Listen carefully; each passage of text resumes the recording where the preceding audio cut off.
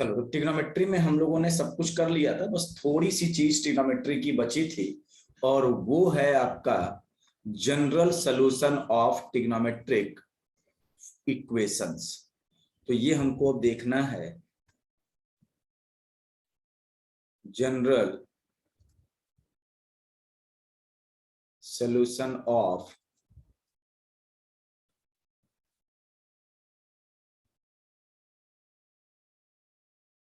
Trigonometric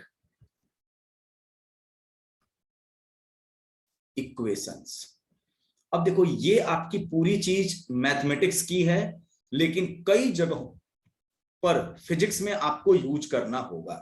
जैसे मान लो, पहली चीज आपकी ये है कि अगर आपको ये बोला जा रहा है साइन एक्स की वैल्यू अगर 0 है, तो उस केस में इसका जनरल सॉल्यूशन क्या होगा, x इक्वल टू क्या होगा।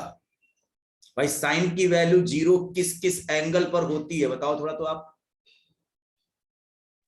साइन 0, हाँ, साइन की वैल्यू 0 कहां कहां होती है? 0 डिग्री पे। और कहां होती है? 180 पे भी तो होती है, और 180 को हम पाई बोलते हैं ना। साइन 180 की वैल्यू क्या होगी? Sine 90 plus 90। यस। और sine 90 plus 90 equal to cos 90। Cos 90 की वैल्यू 0। इसका मतलब x की वैल्यू किसके बराबर होगी? n पाई के बराबर। मतलब साइन की वैल्यू अगर 0 है तो वो आपकी वैल्यू 0 पर होगी, पाई पर होगी, 2 पाई पर होगी, 3 पाई पर होगी, 4 पाई पर होगी, 5 पाई पर होगी। मतलब आपके हर एक इंटीग्रल पाई पर इसकी वैल्यू होगी। और यहां पर जो हम n यूज कर रहे हैं, n is element of integer. ये ध्यान रखना, जहां पर हम n की वैल्यू यूज कर रहे हैं ना, n is element of integer. तो अगर साइन की वैल्यू 0 हो रही है तो वो उस केस में x आपका क्या होगा? x equal to n pi. ये एक जनरल सोल्यूशन है। और specific solution, x equal to 0 degree कर दो, x इक्वल टू 180 डिग्री कर दो, ये स्पेसिफिक है। लेकिन आप चाहो तो भाई हर एक, क्योंकि वैल्यू साइनसॉइडल फंक्शन आपका एक पीरियोडिक है ना, तो कुछ पीरियड के बाद ये रिपीट कर रहा है, तो हर बार ये वैल्यू 0 होगी। कब? जब आपकी वैल्यू या तो 0 डिग्री हो, या 180 डिग्री हो, या 360 डिग्री हो। अगर रेडियन में बात करें तो 0 पर होगा, पाई पर होगा, 2 पाई पर होगा, 3 पाई पर होगा। हर जगहों पर साइन की वैल्यू अगर 0 है तो उस केस में x की वैल्यू ये होगी। दूसरा, अगर हम साइन x की वैल्यू 1 बोलते हैं कि साइन x की वैल्यू 1 आ रही है, तो उस केस में साइन का आपका ये x का जनरल सॉल्यूशन क्या होगा? साइन की वैल्यू 1 कब होती है? π/2 रेडियन पे 90 डिग्री पर। यस। और तो कहीं नहीं होता है ना। ठीक है, पूरे 360 डिग्री में 2 पाई में आप ध्यान से रखो कि 0 डिग्री पर 0, π/2 पर 91, और 180 पर आपकी वैल्यू 0, और फिर उसके 270 पर या 3π/2 पर इसकी वैल्यू -1, फिर इसके बाद ऐसे। इसका मतलब आपकी चीजें क्या होंगी? 2n पाई प्लस π/2, ये इसका जनरल सॉल्यूशन होगा। और n की वैल्यू क्या होगी? इंटीजर। और इंटीजर का मतलब होता है आपका 0 +-1 +-2 +-3 एंड सो ऑन। ठीक है, तो अगर n की वैल्यू 0 कर दो तो π/2 पर, n की वैल्यू 1 कर दो तो 2 पाई प्लस π/2। एक बार पाई पर हो, फिर घूम के फिर 2 पाई प्लस π/2, फिर उसके बाद घूम पे 4 पाई प्लस π/2, 6 पाई प्लस π/2 पर इसकी साइन की वैल्यू हमेशा 1 आएगी। तो x की वैल्यू आपको मालूम हो गया कि इतने एंगल पर। तीसरा आपका क्या है? अगर साइन x की वैल्यू -1 है तो उस केस में आपके x का जनरल सॉल्यूशन क्या होगा? x की वैल्यू -1 कहां होता है? 3π/2 270 डिग्री पर, और 270 के अलावा और कहीं नहीं होता है। तो उस केस में हम क्या लिखेंगे? 2n pi plus 3π by 2, 2n pi plus 3 pi by 2 पर इसकी वैल्यू -1 होगी। सेम उसी तरह से हम बात करेंगे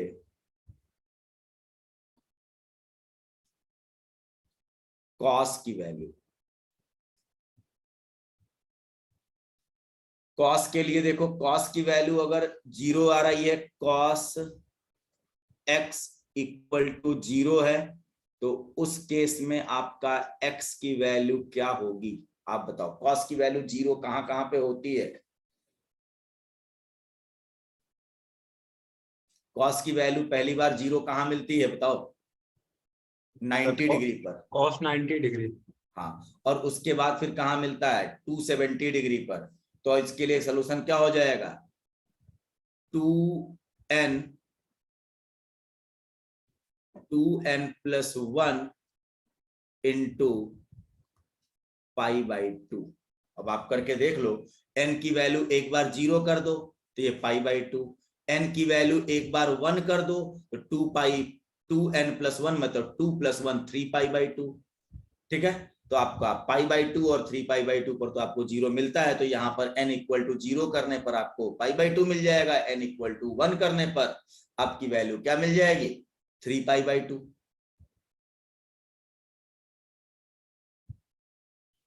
सर जो साइन 270 का है हाँ, उसको हम राइट कर सकते हैं साइन 180 प्लस 90। 270 हाँ हाँ, 100 प्लस 90, 180 प्लस 90 कर सकते हैं। हाँ, तो फिर उसका cos 90 हो जाएगा। हाँ, cos 90 की वैल्यू 0 ही तो होती है। फिर कहा कि साइन 270 की वैल्यू -1 मिलती है। कहाँ कहाँ पर ये थर्ड बताओ? वाले इक्वेशन में जब बता रहे थर्ड की वैल्यू, हाँ, तो साइन की वैल्यू -1 कहां पर होती है? 270 पर होती है। ठीक है, होती है ना?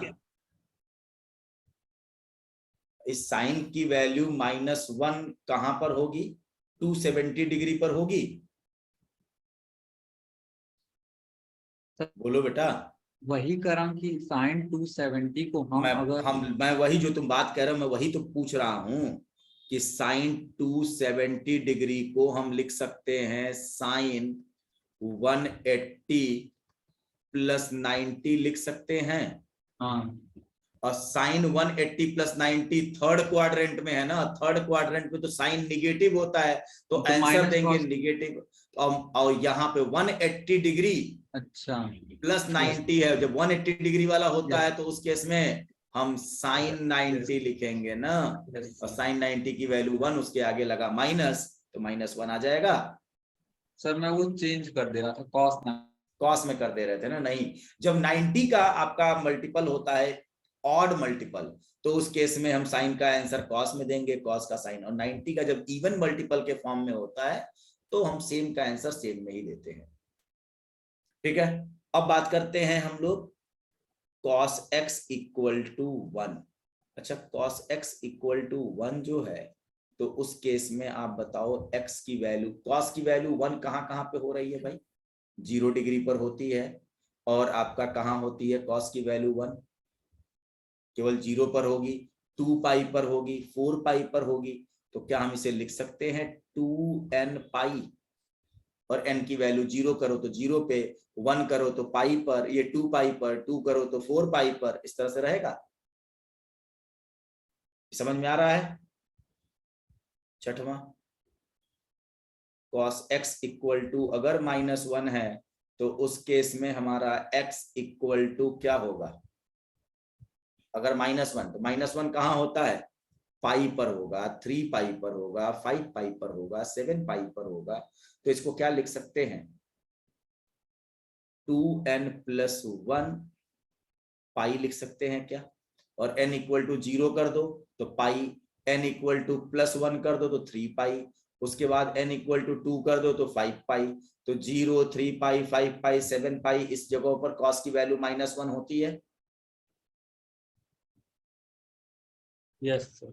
ठीक है, तो ये तो आपके पास साइन के कुछ स्पेसिफिक वैल्यू थे, तो उसका सलूशन। कॉस की अगर कुछ स्पेसिफिक वैल्यू आ रही है तो इसका सलूशन। अब अगर हम बात कर देते हैं ऐसे, आपका अगर आपके पास 7वां रूल है कि अगर आपका साइन एक्स बराबर है साइन अल्फा के, साइन एक्स बराबर है किसके, साइन अल्फा के, तो उस केस में x इक्वल टू क्या होता है, n पाई प्लस -1 की power n alpha. Sine x की वैल्यू अगर साइन अल्फा के बराबर हो रही है तो उस केस में आपका x इक्वल टू क्या होगा, n पाई प्लस -1 की पावर अल्फा। क्लियर? और ये आपको मैथमेटिक्स में जनरल सॉल्यूशन में ये आपको कराया जाएगा, जब ट्रिग्नोमेट्री पढ़ाएंगे तो वहां पर ये बात बताई जाएगी। अगर साइन एक्स की वैल्यू साइन अल्फा के बराबर, हम एक आध क्वेश्चन करा देंगे इस पर अभी, तो आपको ये बात प्रैक्टिस में आ जाएगी। जैसे मान लो कि अगर हम ये बोलें इस वाले को देखने के लिए, अब देखो अगर हम ये कहें कि साइन एक्स इक्वल टू 1/2 है, तो भाई साइन एक्स की वैल्यू 1/2 किस पर होती है, साइन π/6 पर होती है, 30 डिग्री पर ही तो होती है 1/2। तो देखो sine X equal to sine alpha का फॉर्म आ गया, तो एक्स इक्वल टू क्या होगा, n पाई प्लस -1 की पावर n अल्फा, और अल्फा की जगह पर π/6 रख लेंगे हम, तो क्या हो जाएगा, n पाई प्लस -1 की पावर n इंटू π/6। अब n की वैल्यू 0 कर दो आप, n की वैल्यू यहां पर क्या कर दो, 0, तो आप देख लो ये पूरी वैल्यू तो 0 हो जाएगी, ये पूरी वैल्यू 0 हो जाएगी, और 0 बाई -1 की पावर 0 करेंगे तो ये वैल्यू भी 1 आ गई, तो π/6 हो गया। तो पहला तो आंसर π/6 पर ही होना चाहिए, ये हो रहा है। अगर हम n की वैल्यू 1 कर दें तो उस केस में पाई हो जाएगा, और यहां पर -1 की पावर 1 करेंगे तो माइनस पाई माइनस π/6, और पाई माइनस π/6 की वैल्यू क्या होगी, 5π/6। अच्छा 5π/6 क्या होता है, 150 डिग्री, तो 150 डिग्री पर भी तो 1/2 होती है साइन की वैल्यू। यस ठीक है, तो इस तरीके से अगर साइन एक्स साइन अल्फा के बराबर है तो x equal to n pi plus -1 की पावर n इंटू अल्फा होता है।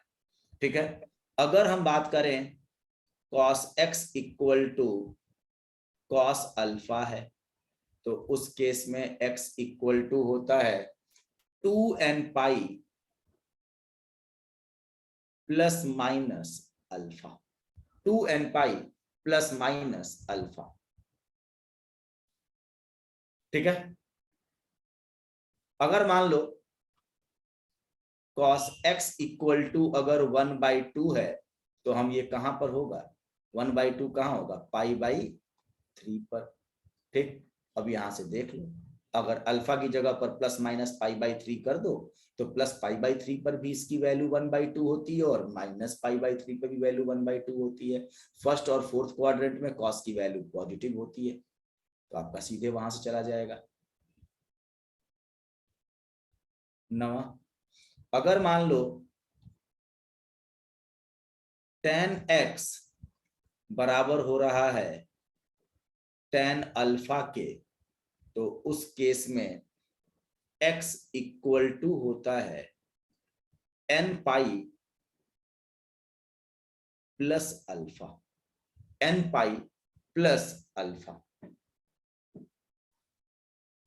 ठीक है, अब देख लो, अगर मान लो आपके पास बोला जा रहा है कि tan x इक्वल टू √3 है, तो भाई जाहिर सी बात है कि x की वैल्यू क्या क्या होगी, √3 कहां पर होती है, 60 डिग्री पर होता है, और कहां होता है √3, थर्ड क्वाड्रेंट में होता है ना, तो फर्स्ट क्वाड्रेंट में और थर्ड क्वाड्रेंट, तो फर्स्ट क्वाड्रेंट से थर्ड क्वाड्रेंट जाएंगे तो पाई का ही तो शिफ्ट करेंगे, तभी तो हम जाएंगे थर्ड क्वाड्रेंट में।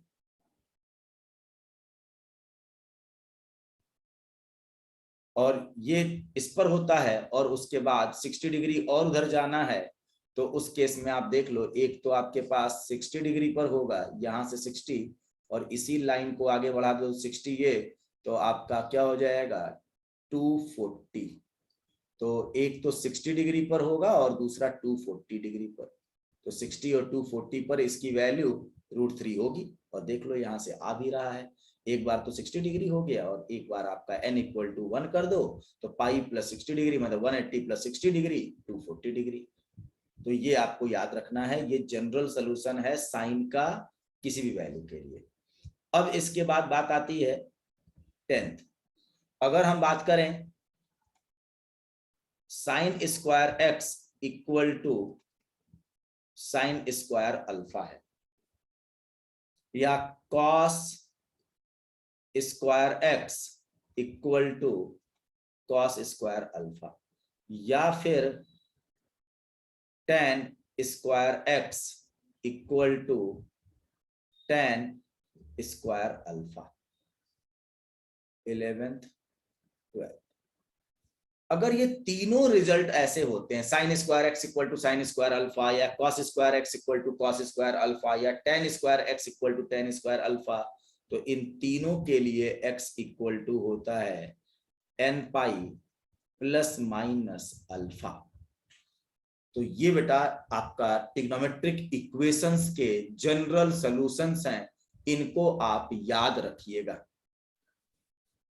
हम ये नहीं कर सकते साइन एक्स का whole square equal to sine alpha का होल स्क्वायर, स्क्वायर रूट करके स्क्वायर कट कर सकते हैं ना? कर सकते हैं भाई, उसमें कहाँ कोई हुआ, लेकिन तभी तो वैल्यूज तो आपको मिलेंगी ना दो। यस, तो वो इसीलिए तो वहां पे एक जनरल सॉल्यूशन लिख दिया गया है कि वो n pi plus minus alpha ही होगा उसका जनरल सॉल्यूशन। ठीक है, यस।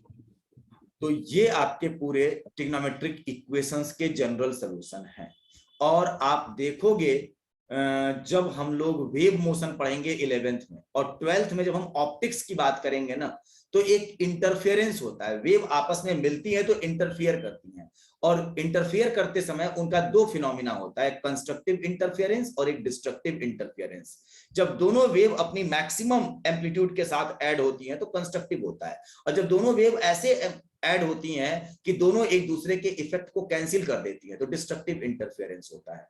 तो कंस्ट्रक्टिव और डिस्ट्रक्टिव इंटरफेरेंस के लिए यहां पर आपके पास रिजल्ट ये वाला और ये वाला यूज होता है। cos 0 और cos 1 की वैल्यू को हम लोग यूज करते हैं।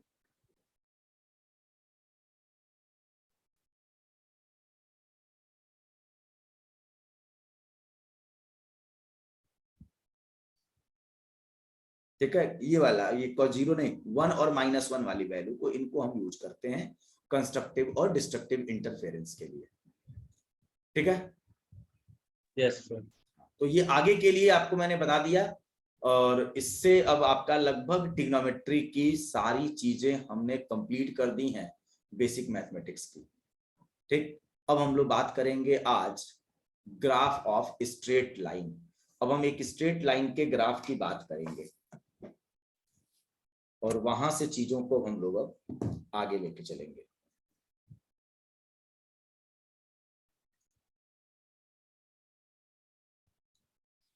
तो अब हम लोग बात कर रहे हैं ग्राफ की।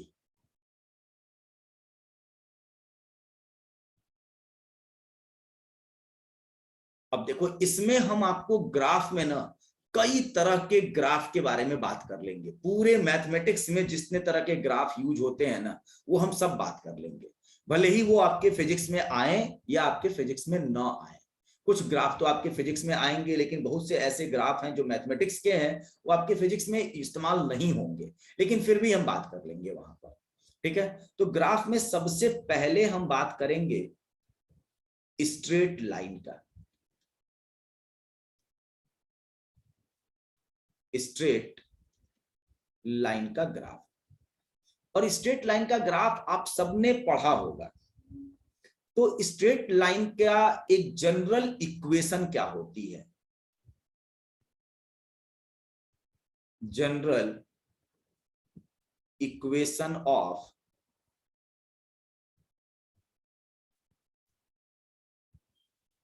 स्ट्रेट लाइन जानते हो क्या होती है बेटा? ये general equation of, y + c = 0।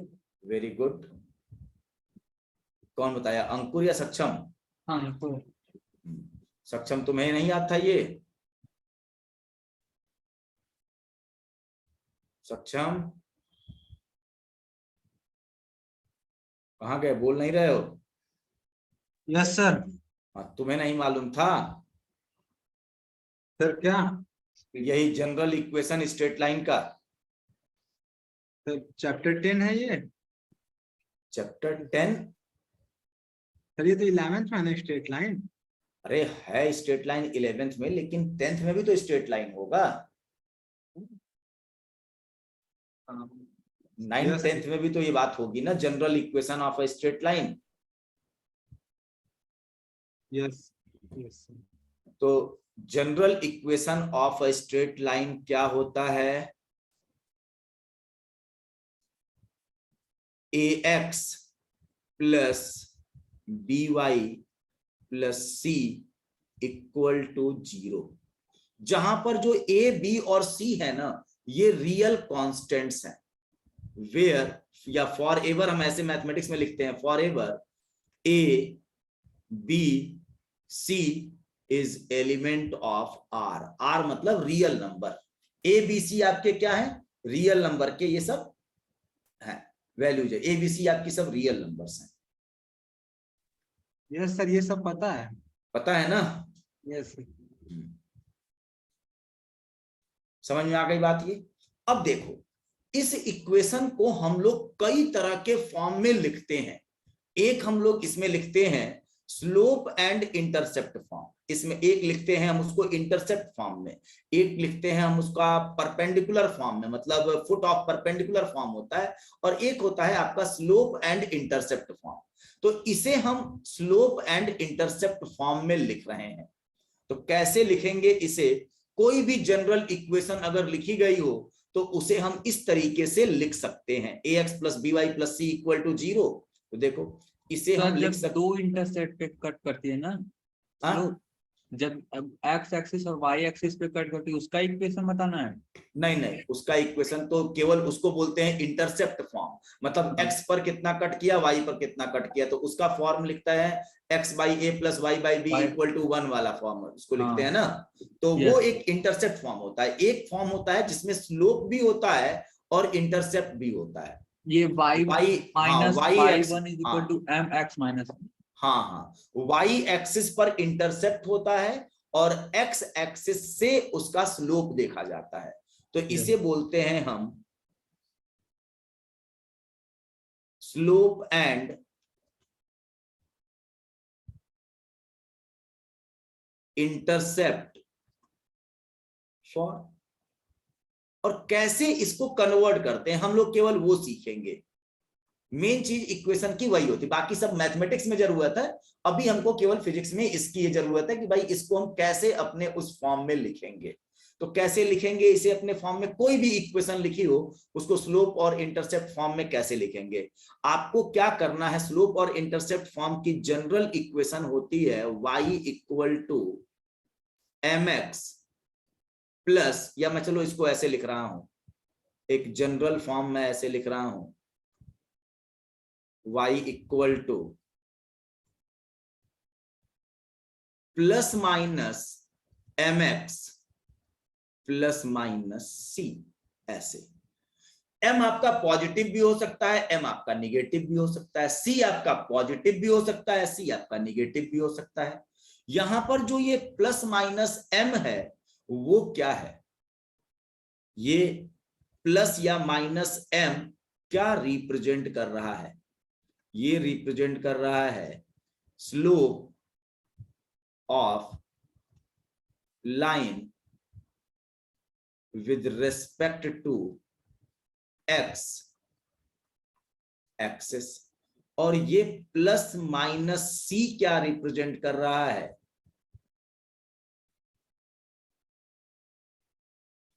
Intercept on y axis. ये y एक्सिस के इंटरसेप्ट को रिप्रेजेंट कर रहा है। ठीक है, तो इससे हम ये कैसे बनाएंगे? लिखने का बहुत आसान सा तरीका है, आप y को एक तरफ रख दो और x को एक तरफ कर दो। y को एक तरफ करोगे और x को एक तरफ करोगे तो क्या हो जाएगा, आप बताओ। by equal to -ax -c, तो y इक्वल टू क्या हो जाएगा, -a/b into x plus -c/b, ऐसा लिख सकते हैं क्या? यस ठीक है, तो यहां पर -a/b आपका क्या हो जाएगा, m हो जाएगा, और यही क्या होगा, स्लोप, और -c/b क्या हो जाएगा, ये आपका इंटरसेप्ट। ये तो केवल कहानी है, ये केवल ऐसे लिखा जा रहा है। अब पता नहीं कि ए क्या है, बी क्या है और सी क्या है, पॉजिटिव है कौन निगेटिव है, तो उसके अकॉर्डिंग ए बी या बी सी जो आपके पास यहां पर स्लोप और इंटरसेप्ट का फॉर्म है ना, उसके अकॉर्डिंग डिफाइन होता है कि भाई ए एक्चुअल में है क्या। भाई हमने रियल नंबर बोला, रियल नंबर में तो पॉजिटिव और निगेटिव सारे नंबर्स होते हैं ना, तो अब ये m कैसे डिसाइड होगा कि ये पॉजिटिव है कि निगेटिव है, तो एक्चुअल में a और b और c की वैल्यूज आपको एक्यूरेट पता होंगी, तभी तो आप पता कर सकते हो कि ये पॉजिटिव होगा या निगेटिव होगा, क्या होगा, बोलिए। Yes sir.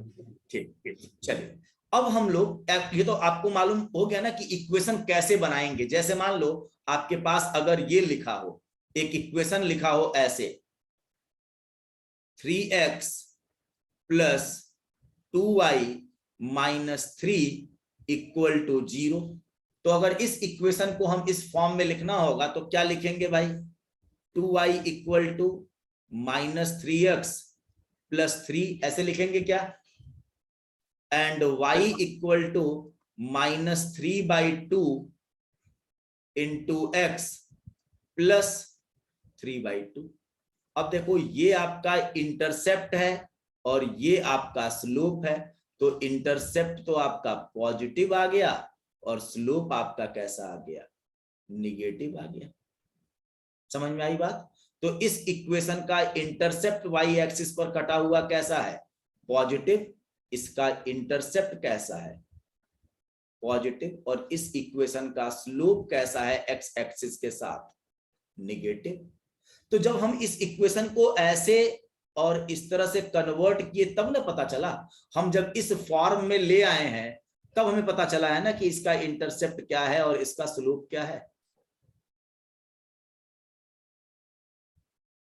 यस समझ में आ गई बात बेटा? ये तो ऐसे जब कभी कोई इक्वेशन आपको दी गई हो तो आप इस फॉर्म में बना लोगे तो आपको एक्स एक्सिस से उसका एंगल मतलब उसका स्लोप पता चल जाएगा और आपको इसका इंटरसेप्ट वाई एक्सिस पर कितना कट रहा है ये पता चल जाएगा।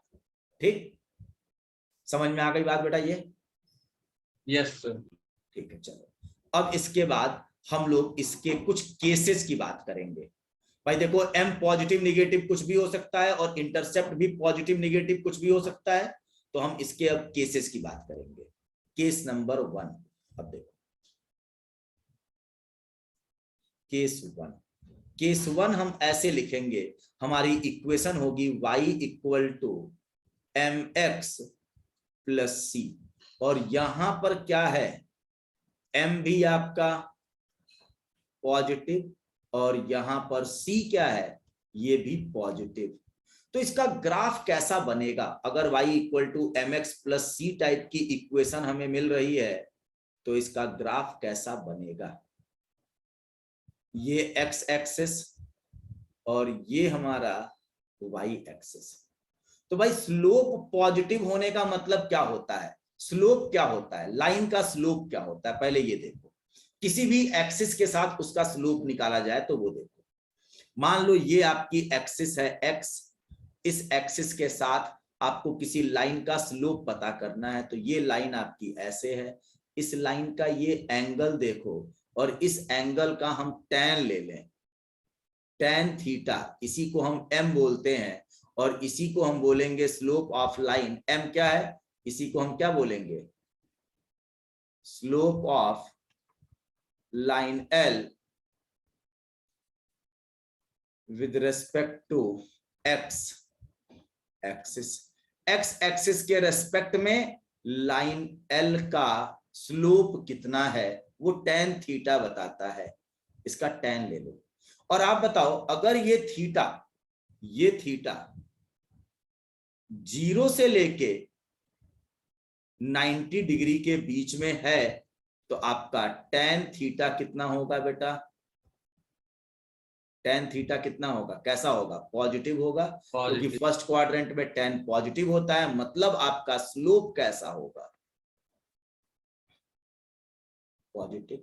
अगर इस थीटा की वैल्यू 90 से लेके 180 के बीच में है, 90 से बड़ा 180 या उससे छोटा, तो उस केस में आपका tan थीटा कैसा होगा, निगेटिव।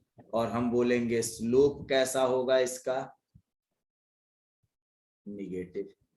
तो स्लोप के बारे में बात समझ में आ गया। एक्स एक्सिस के साथ उसका एंगल कितना बन रहा है, अगर ये पता चल जाए तो हम उसके बारे में बात कर सकते हैं। तो आप बताओ ऐसे लाइन का अगर हम बात करें तो ग्राफ कैसा बनेगा, तो ऐसा लाइन जो होगा जो वाई एक्सिस को ऊपर कट करे, क्योंकि देखो इंटरसेप्ट पॉजिटिव है तो वाई एक्सिस को ऊपर ही ऊपर कट करे और एक्स एक्सिस के साथ उसका एंगल 90 डिग्री से छोटा बने। तो देखो ये इसका 90 डिग्री से छोटा एंगल बना, ये लाइन अगर आपका ये एल है तो, और आपको ये वाई एक्सिस यहां पे कट कर रहा है, तो वाई एक्सिस यहां पे कट कर रहा है, तो ये इंटरसेप्ट की लेंथ होती है, ये सी होता है इंटरसेप्ट। भाई अगर ये सी है तो आप बताओ जहां पर ये वाई एक्सिस को कट कर रहा है उसका कोऑर्डिनेट क्या होगा। अगर हम उसके कोऑर्डिनेट की बात करें कि उसका कोऑर्डिनेट क्या होगा, तो कोऑर्डिनेट कितना लिख सकते हैं इसका हम, वाई एक्सिस पर क्या 0 होता है, सक्षम बताओ वाई एक्सिस पर कौन सा कोऑर्डिनेट 0 होता है। सर वाई एक्सिस पे कोऑर्डिनेट 0 होता है, कौन सा एक्स कोऑर्डिनेट 0 होता है या वाई कोऑर्डिनेट 0 होता है, एक्स 0 होता है। तो अगर हम इस पॉइंट का कोऑर्डिनेट लिखना चाहें तो क्या हम 0,c लिख सकते हैं क्या, जहां पर इस लाइन ने वाई एक्सिस को कट किया है, लिख सकते हो, देख के बता सकते हैं। इतनी इंफॉर्मेशन तो हम इक्वेशन को देख के बता सकते हैं कि ये जहां पे कट करेगा वो 0,c होगा वाई एक्सिस पे, ठीक है। और ये एंगल आपका थीटा जो है, ये थीटा 90 से छोटा है, तो इसका tan थीटा क्या होगा, जो m है उसको बोलेंगे हम tan थीटा, और ये आपका कैसा होगा, पॉजिटिव होगा। तो जब आपके पास ऐसी इक्वेशन जिसमें m पॉजिटिव और c पॉजिटिव है, तो वो ग्राफ ऐसा बनना चाहिए जो वाई एक्सिस को ऊपर से कट करे और एक्स एक्सिस के साथ 90 डिग्री से छोटा एंगल बनाए। क्लियर हुई बात बेटा ये? यस ठीक। अब देखो हम लोग बात करेंगे केस 2 की। केस 2 क्या है, y equal to mx minus c. इसका मतलब अब माइनस सी है तो इस केस में हम बोल सकते हैं m कैसा है, पॉजिटिव, और c कैसा है, निगेटिव। m कैसा है, पॉजिटिव, और c कैसा है, निगेटिव। इसका मतलब y एक्सिस पर कटा हुआ इंटरसेप्ट कैसा है, निगेटिव। मतलब ये लाइन y एक्सिस को नीचे कट करेगी, ऊपर नहीं, पॉजिटिव में नहीं, निगेटिव में कट करेगी, लेकिन स्लोप पॉजिटिव बनना है। तो आप बताओ इसका ग्राफ कैसा बनेगा, इस तरह के लाइन का ग्राफ कैसा बनना चाहिए। ये हमारी y एक्सिस है और ये x एक्सिस है, ये x एक्सिस और ये y एक्सिस। ग्राफ कैसा बनना चाहिए,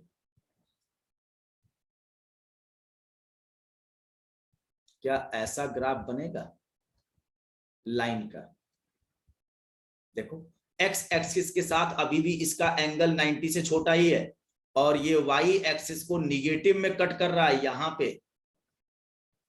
पे कट कर रहा है, तो ये इंटरसेप्ट की लेंथ कितनी होगी, सी, और इसका कोऑर्डिनेट क्या होगा, 0, -c होगा। समझ में आई बात? वाई एक्सिस पर x 0 होता है और आपका y कोऑर्डिनेट निगेटिव होगा, क्योंकि निगेटिव में कट कर रहा है तो निगेटिव होगा। तो जब कभी ऐसी लाइन दिखेगी तो उस केस में आप इस बात को तुरंत समझ जाओगे ना कि इस लाइन का आपका इंटरसेप्ट कैसा है, निगेटिव है, और स्लोप कैसा है, पॉजिटिव। तो अभी तो हमने केस 1 और केस 2 में c को पॉजिटिव और c को निगेटिव लिया। सेम और हम इस तरह से बात कर लें, अगर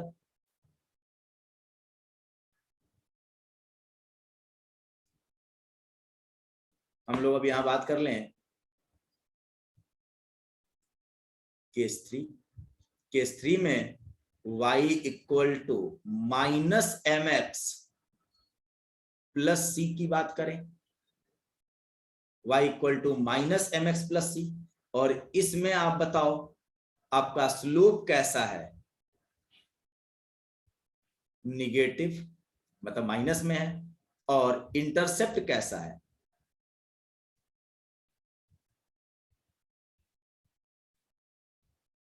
पॉजिटिव। इंटरसेप्ट पॉजिटिव होगा और स्लोप निगेटिव होगा। तो ऐसी लाइन, ऐसा ग्राफ कैसा बनेगा, थोड़ा देखो। ये हमारा y एक्सिस, ये हमारा x एक्सिस, ये x एक्सिस, और ये y एक्सिस। तो कैसा ग्राफ बनेगा, स्लोप निगेटिव होना है लेकिन इंटरसेप्ट पॉजिटिव, तो क्या ग्राफ ऐसा बनेगा, क्या ऐसी लाइन बनेगी?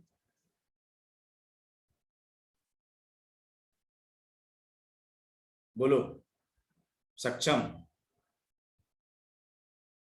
Yes sir. क्यों ऐसा होगा, उसका रीजन देखो। क्योंकि इंटरसेप्ट पॉजिटिव होना है। इंटरसेप्ट कैसा होना है, पॉजिटिव। तो देखो ये वाली तो आपकी वैल्यू पॉजिटिव ही है, सी, तो इसका कोऑर्डिनेट क्या होगा, 0, लेकिन आप ये एंगल देखो एक्स एक्सिस के साथ जो थीटा है, ये 90 से बड़ा है, और जब 90 से बड़ा है तो tan 90 से बड़ी वैल्यू क्या होती है, पॉजिटिव या निगेटिव, निगेटिव हो जाती है। तो आपका स्लोप क्या हो गया, निगेटिव, और इंटरसेप्ट क्या हो गया, पॉजिटिव। क्या ये बात समझ में आई? Yes sir. अब हम बात करेंगे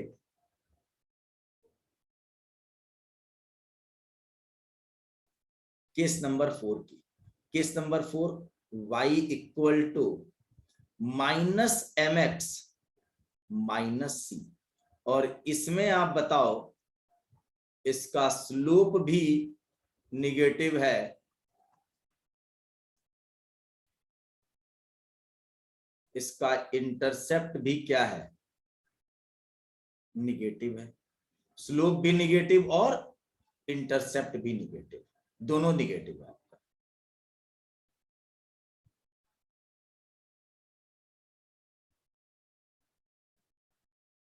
समझ में आई बात? यस ठीक। सर, ये जो अब एल लाइन है उसको वो निगेटिव वाई एक्सिस पे ड्रॉ कर देंगे ऐसे ही। हाँ, वैसे। निगेटिव, उसको उठा के नीचे कर देंगे बस, केवल हाँ। सिंपली। ये y एक्सिस और ये हमारा x एक्सिस और ये y एक्सिस। तो बस हम इस लाइन को कहाँ ड्रॉ कर देंगे, कैसे, सेम ऐसे ही होगा, और बस ये जाएगा निगेटिव से ऐसे। तो देखो ये इसका इंटरसेप्ट भी निगेटिव हो गया, ये वाली वैल्यू भी निगेटिव हो गई, इंटरसेप्ट भी इसका निगेटिव हो गया। देखो ये वाली वैल्यू निगेटिव हो गई, और इस पॉइंट का कोऑर्डिनेट क्या होगा, 0, -c, और ये एंगल आपका क्या है, थीटा, और ये लाइन क्या है, लाइन एल है। तो आपने ये बात देखी, देखो केस आपका देख लो, चारों केस देख लो। जब स्लोप निगेटिव होता है तो ग्राफ कैसा बिहेव कर रहा है, और स्लोप पॉजिटिव होता है तो ग्राफ कैसा बिहेव कर रहा है। पॉजिटिव स्लोप का ग्राफ का बिहेवियर ऐसा होगा और निगेटिव स्लोप के ग्राफ का बिहेवियर ऐसा होगा, ऐसा होगा। ये अगर लाइन निगेटिव स्लोप वाली है, ये लाइन पॉजिटिव स्लोप वाली है। ठीक है, एक बार चारों केस को फिर से देख लो। ये आपके पास पहला केस, दूसरा केस देख लीजिए। स्लोप पॉजिटिव है तो कैसा है, और इसके बाद स्लोप निगेटिव है तो कैसा इसमें बिहेवियर हो रहा है।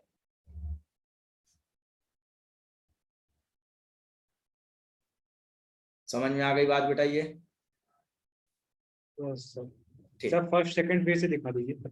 हाँ देखो ये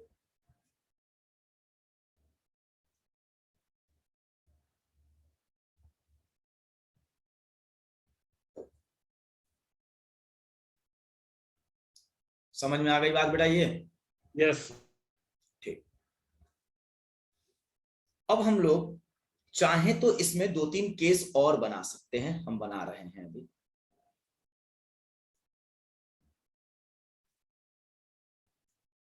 केस 5, केस 5 जो है y equal to plus mx, और प्लस mx है तो इसका स्लोप क्या है, m कैसा है भाई, पॉजिटिव, और इसका इंटरसेप्ट क्या है, 0। तो ऐसा लाइन जिसका स्लोप पॉजिटिव हो और इंटरसेप्ट 0 हो, तो क्या ये वाई एक्सिस पर कोई इंटरसेप्ट कट करेगा? No sir. इसका मतलब है कि ये y equal to plus mx लाइन कहां से पास होगा? फर्स्ट से थर्ड क्वाड्रेंट में ओरिजिन से, ओरिजिन से पास होगा। ये x एक्सिस, ये y एक्सिस, तो ऐसा आपके पास एक ग्राफ होगा जो ओरिजिन से चलता हुआ ऐसा होगा, और ये इसका एंगल होगा। ये लाइन ओरिजिन से पास होगी। तो plus y equal to m x, y equal to plus m x का ग्राफ इस तरह का बनेगा। Case number 6, y equal to minus m x, इसका मतलब यहां पर स्लोप क्या है भाई, निगेटिव, और इंटरसेप्ट क्या है, 0। तो ये ग्राफ कैसा बनेगा, सक्षम तुम बताना थोड़ा। तो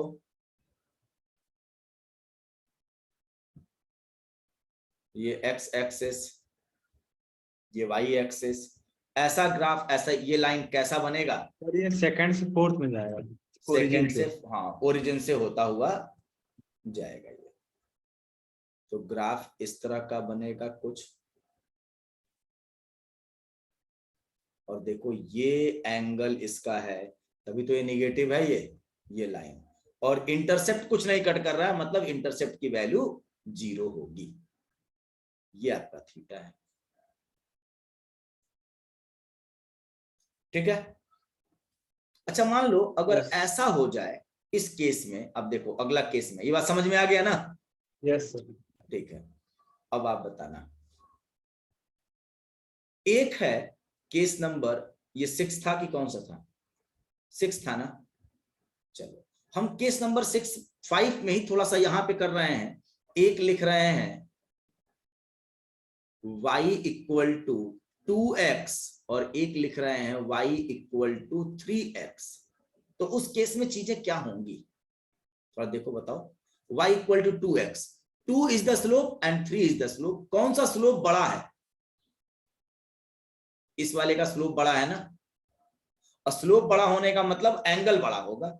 तो अगर हम एक ही एक्सिस पर ये दोनों ग्राफ को प्लॉट करें, तो कौन सा graph y equal to 2x को रिप्रेजेंट करेगा और कौन सा y इक्वल टू 3x को रिप्रेजेंट करेगा? ये x, ये y। अब बताना, मैं दो लाइन से दो ग्राफ, दो कलर से दो ग्राफ बना रहा हूं। एक ग्राफ मैं ये बना रहा हूं,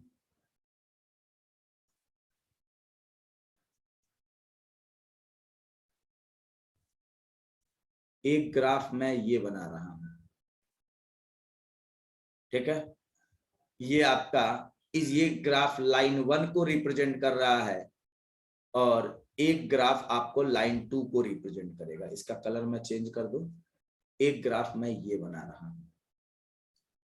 अब बताओ, ये आपका L2 है, कौन सा L1 को और कौन सा L2 को रिप्रेजेंट करेगा? कौन सा कलर L1 को रिप्रेजेंट करेगा और कौन सा कलर L2 को रिप्रेजेंट करेगा? इस वाले इक्वेशन को कौन सा ग्राफ रिप्रेजेंट कर रहा है और इस वाले इक्वेशन को कौन सा ग्राफ रिप्रेजेंट कर रहा है? येलो वाला L2 को येलो कलर रिप्रेजेंट कर रहा है। L2 को येलो कलर। अब देखो, क्योंकि ये वाला एंगल बड़ा है ना, अगर एंगल बड़ा है तो स्लोप क्या होगा? ज्यादा होगा। tan थीटा की वैल्यू क्या होगी? ज्यादा होगी। और ये वाला, मतलब इसका मतलब है कि ये वाला आपका किसको रिप्रेजेंट कर रहा है? L2 को। और ये वाला किसको रिप्रेजेंट कर रहा है? L1 को।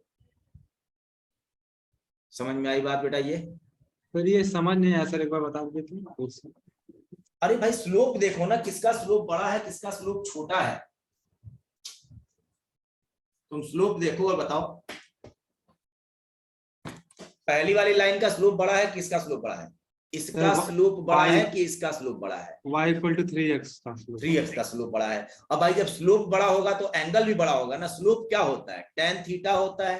अगर tan थीटा बड़ा है, इसका मतलब थीटा बड़ा होगा तभी तो tan थीटा बड़ा होगा। थीटा के बढ़ने पर tan की वैल्यू बढ़ती जाती है ना।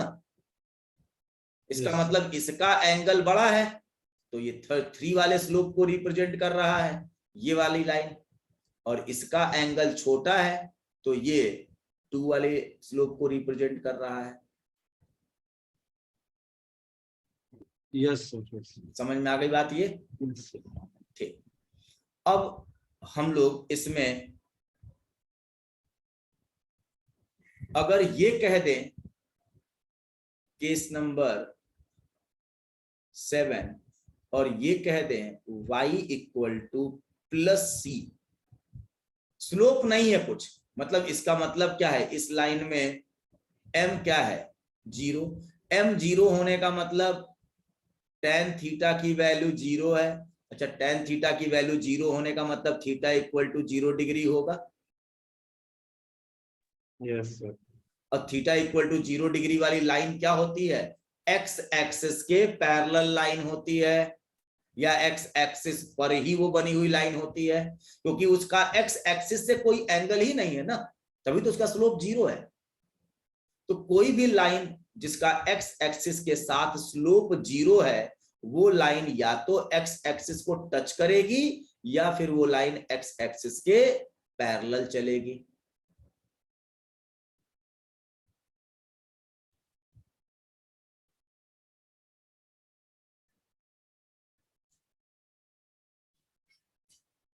क्लियर हुई बात? तो इस तरह के लाइन का ग्राफ क्या बनेगा? ये x, ये y। ओरिजिन नहीं बेटा, ओरिजिन पे कहां जा रहा है? ये तो c को y की वैल्यू हमेशा कांस्टेंट रहनी है, y की वैल्यू कभी भी चेंज नहीं होगी। तो ये ग्राफ का नेचर कैसा बनेगा? y = c है, तो वो ग्राफ x एक्सिस के पैरेलल लाइन का ग्राफ होगा ना। और ये पॉइंट क्या होगा? 0, c होगा। देखो, जब x की वैल्यू 0 है तब भी y की वैल्यू 0, x की वैल्यू कुछ भी है तो y की वैल्यू हमेशा इतनी हो रही है ना। तो ये लाइन आपका क्या है? x एक्सिस के पैरेलल, और y एक्सिस को पॉजिटिव में कट किया, तो इंटरसेप्ट तो पॉजिटिव है, तो ग्राफ तो पॉजिटिव में ही होगा। लेकिन स्लोप आपका 0 है, तो जाहिर सी बात है कि वो x एक्सिस के पैरेलल होगा। समझ में आई बात? यस। जैसे मैं बोलूं कि y = 3, तो y = 3 लाइन का ग्राफ ये बनेगा, ये x और ये y, और y = 3 का मतलब ये x एक्सिस के पैरेलल जाएगा। ये कहां से जाएगा? 0, 3 से जाएगा। समझ में आ गई बात बेटा? ये यस सर। ठीक। अब देखो केस 8। केस 8 क्या है? y = -c, y equal to minus c क्या होगा? सर ये निगेटिव इसमें नीचे बन जाएगा। हाँ नीचे चला जाएगा ये। Yes sir. m आपका क्या है? 0, मतलब tan थीटा की वैल्यू 0, तो थीटा इक्वल टू 0 डिग्री। और इस केस में आप देखो क्या होगा, ये x, ये y।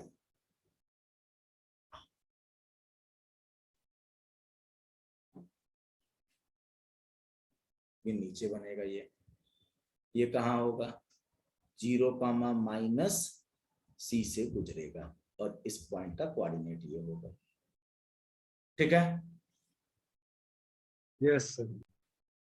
सेम उसी तरह से अगर हम बात कर लें कुछ एक दो चीजें और, अगर हम देख लें कि अगर हम ये बोल दें केस नंबर 9, और ये है अगर x इक्वल टू प्लस सी आ रहा है, तो एक ऐसी लाइन जिसमें x की वैल्यू कांस्टेंट होगी, y की वैल्यू कुछ भी रहे कोई दिक्कत नहीं है, तो ये लाइन जो होती है y के बराबर। y एक्सिस के पैरेलल हो जाएगी। Yes. ये आपका x एक्सिस, ये आपका y एक्सिस। तो x में पॉजिटिव जाके, x में क्या करेगा, ये पॉजिटिव जाके एक ऐसी लाइन बनेगी जो y एक्सिस के पैरेलल होगी, और यहाँ का इसका कोऑर्डिनेट क्या होगा? c, 0। अब जो x, ये 0, y था, 0, c था, अब वो c, 0 हो जाएगा। ये यहां से कितनी डिस्टेंस पे होगा? इधर c की डिस्टेंस पे।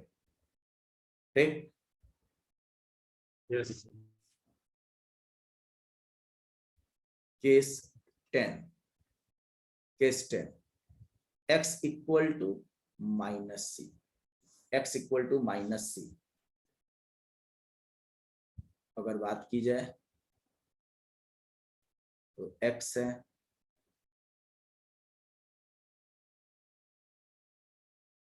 y, और माइनस सी क्या है आप देख लो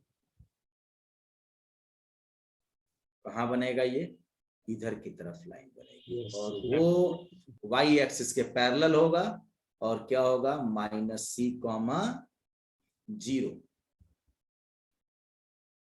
समझ में आ गई बात बेटा ये? यस। तो ये सब आपको क्लियर हो गया पूरा? Yes sir. ठीक, अब हम आपको कुछ क्वेश्चंस बोल रहे हैं और आप उसका स्लोप और इंटरसेप्ट बताना। क्वेश्चन है,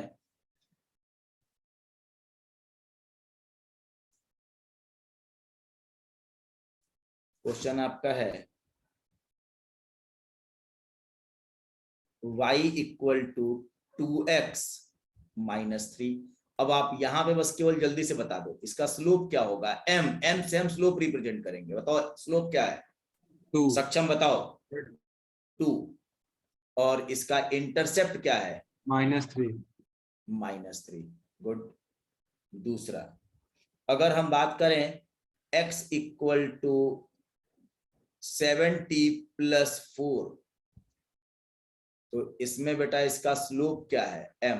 अब कहोगे कि सर x और t में लिखा, भाई जैसे y और x में था, x एक्सिस पर x और y एक्सिस पे y लिखा। अब x एक्सिस पर तुम t लिख दो और y एक्सिस पे x लिख दो तुम, इससे क्या दिक्कत है? उसमें हमारा x और t का एक्सिस चलेगा। ये भाई x और y तो मैथमेटिक्स के जनरल सिंबल्स है ना। Yes sir. ठीक है, तो इसका स्लोप क्या होगा? 7। और इसका स्लो इंटरसेप्ट क्या होगा? 4। ठीक, अब इसके बाद बताना तीसरा, 2x + 5t - 3 इक्वल टू 0। इसमें बताओ इसका स्लोप क्या होगा? 2 + 5 7। इसको क्या किया जाएगा, कैसे लिखेंगे? तुरंत इसको चेंज कर लेंगे। 2x इक्वल टू -5t - 3 तो x equal to -5/2 into t -3/2, तो स्लोप क्या हो जाएगा -5/2 और इंटरसेप्ट क्या होगा -3/2। ठीक है। सर जैसे अगर ऐसे क्वेश्चंस जेई मेंस में आएंगे हाँ तो उसमें तो ये तो बताया जाएगा कि हम y जो वैल्यू ऑफ y है हम उसको x कंसीडर कर रहे हैं और नहीं जो नहीं नहीं नहीं, वैल्यू सुनो ऑफ सुनो सुनो सुनो सुनो सुनो, मैंने टाइम इसलिए लिया ना, वो एक्चुअल में x और t मैंने इसलिए लिखा क्योंकि अभी जब आप मोशन इन स्ट्रेट लाइन पढ़ोगे ना तो x डिस्प्लेसमेंट होता है और y आपका ये आपका जो t है वो टाइम होता है। टाइम के चेंज होने पर पार्टिकल की पोजीशन चेंज होती है, तो आपको खुद समझ में आ जाना चाहिए कि ये आपका इंडिपेंडेंट वेरिएबल है और ये डिपेंडेंट वेरिएबल है। जैसे हम लोग y इक्वल टू जब fx लिखते हैं तो y इक्वल टू fx के कुछ अपनी मीनिंग्स होती हैं।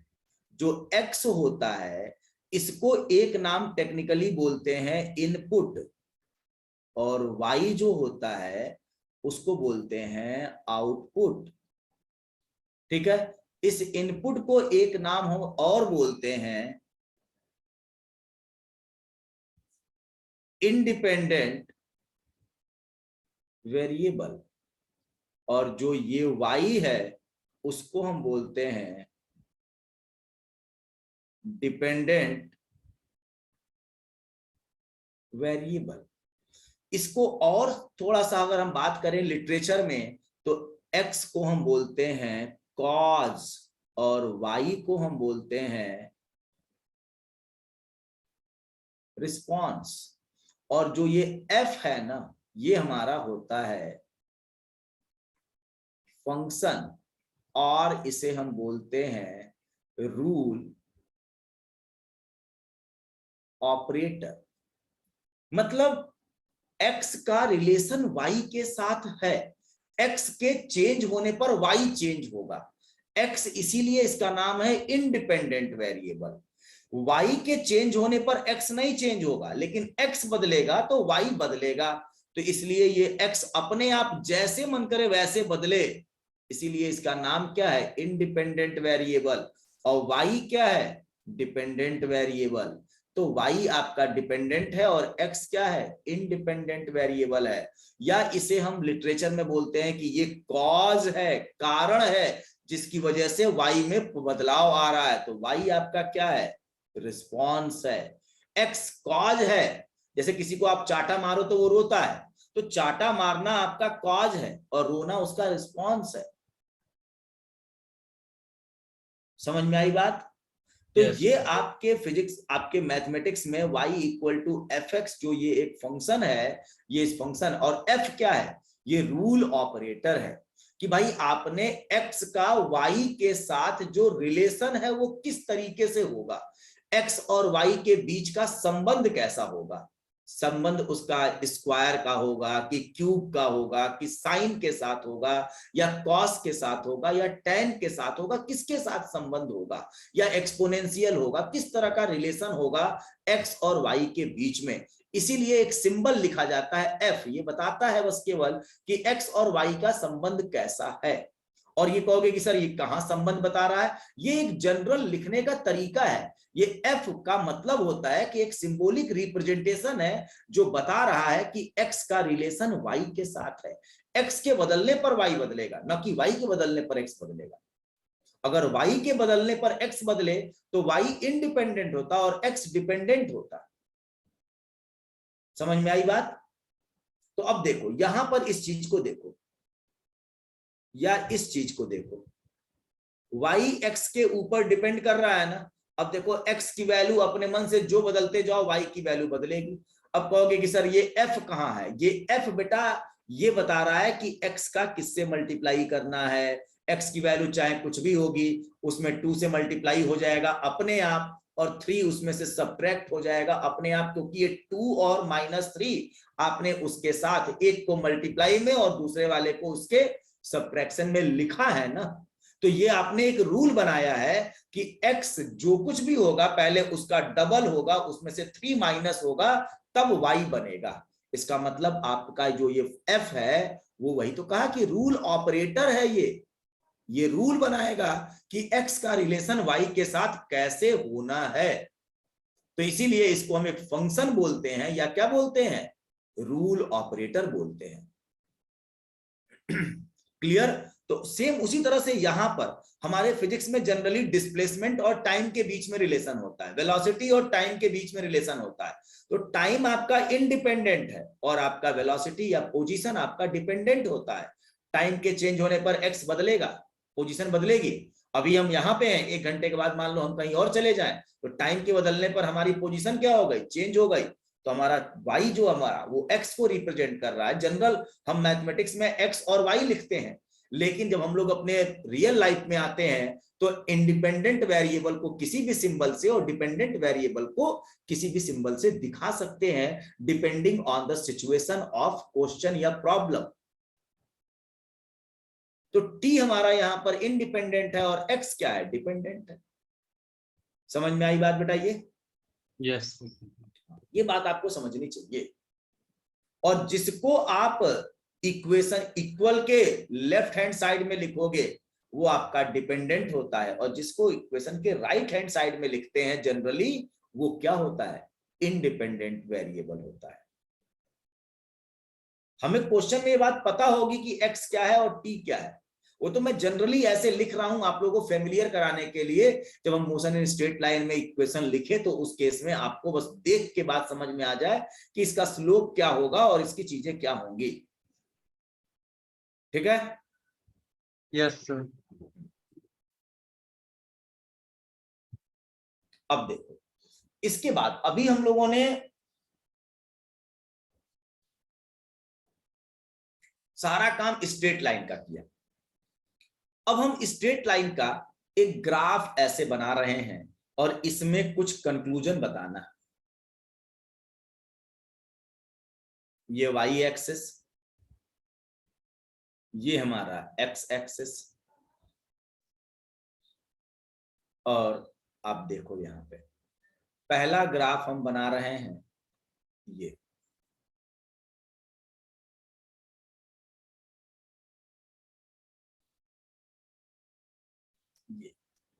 लाइन 1 का ग्राफ है,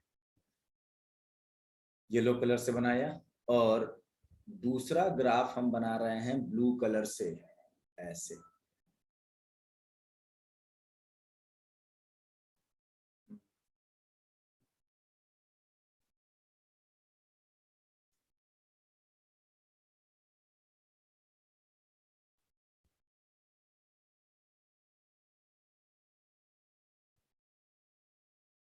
ऐसे ये लाइन 2 का। लाइन 1 और लाइन 2 में आप बताओ किसका स्लोप ज्यादा है?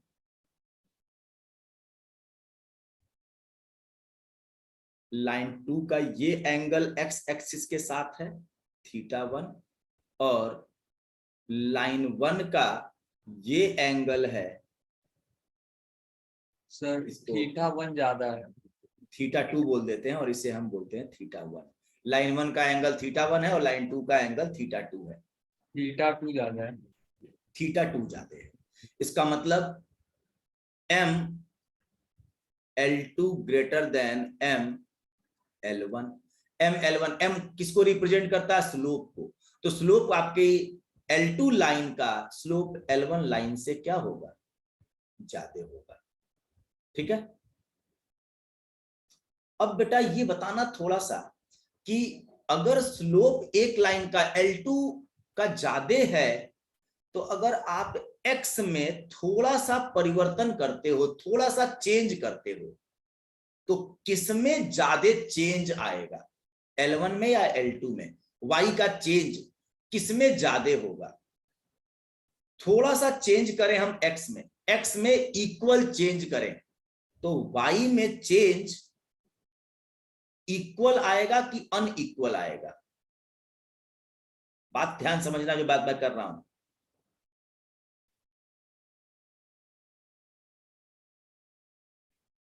भाई यहां पर देखो, इस पॉइंट पर दोनों x की वैल्यू दोनों के लिए बराबर है ना, और y की वैल्यू दोनों के लिए बराबर है ना।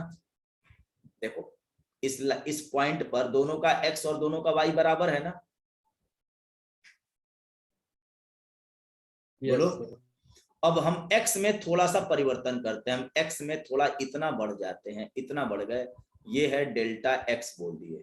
तो अब उसके रेस्पेक्ट में y में बताना, इसमें परिवर्तन ये हुआ और इसमें परिवर्तन ये हो रहा है ना, इसमें तो परिवर्तन डेल्टा y ये होगा ना, इस वाले के लिए, पीली वाली लाइन के लिए डेल्टा y ये होगा और नीली वाली लाइन के लिए डेल्टा y ये होगा। समझ में आई बात?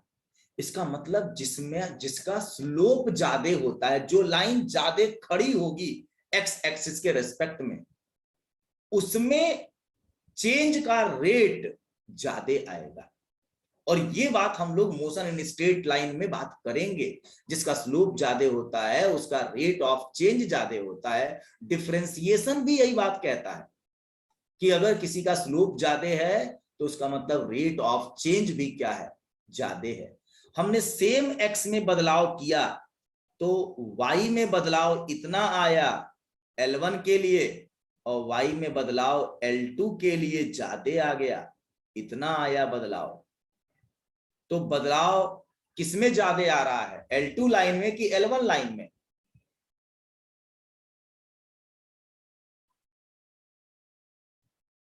बोलो। L2 में। L2 में। सक्षम? Yes sir. हाँ। सर L1 में ज्यादा आ रहा है ना? क्यों भाई, L1 डेल्टा x आपने ये दोनों के लिए बराबर किया तो L1 का चेंज तो इतना ही आया ना, यहां से यहां चला गया। लेकिन ये वाला देखो ना, यहां जाके और y में इसकी वैल्यू कितनी मिल रही है, इतनी मिल रही है ना। यहां से चेंज होके यहां पहुंच गया ना ये। अच्छा पहले यहाँ था और ये यहां पहुंच गया ना अब ये। Yes sir yes sir. तो जिसका स्लोप ज्यादा होता है उसका रेट ऑफ चेंज ज्यादा होता है। ये बात हम जब डिफरेंशिएशन की बात करेंगे तो वहां पर इस चीज को हम लोग करेंगे।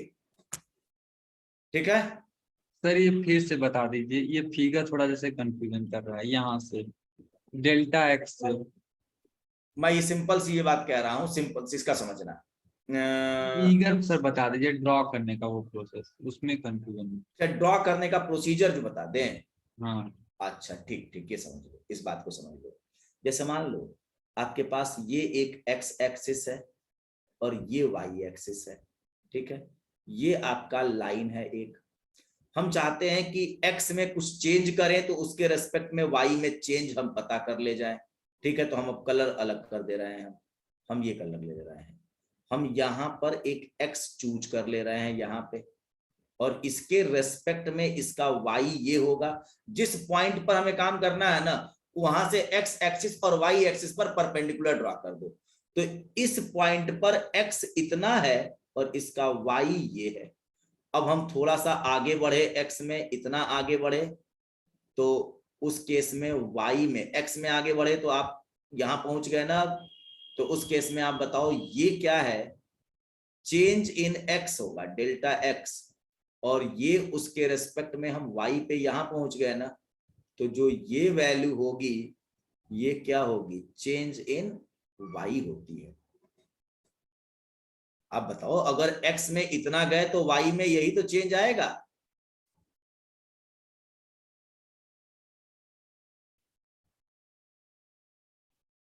यस आप समझ में आई कि नहीं आई अभी अंकुर? Yes sir. क्योंकि भाई पहले हम x में यहां पे थे, अब हम x में यहां पहुंच गए, इस पॉइंट पर आ गए, तो इसके रेस्पेक्ट में y यहां मिला हमें। अब पहले क्या था, इस x के रेस्पेक्ट में हमें y यहां मिल रहा था, तो y में चेंज इतना ही तो आया, यही तो चेंज आया y में हमारा। तो इसी को तो डेल्टा y बोलेंगे। और x यहां से यहां पहुंच गए तो x में चेंज डेल्टा x ही तो आया।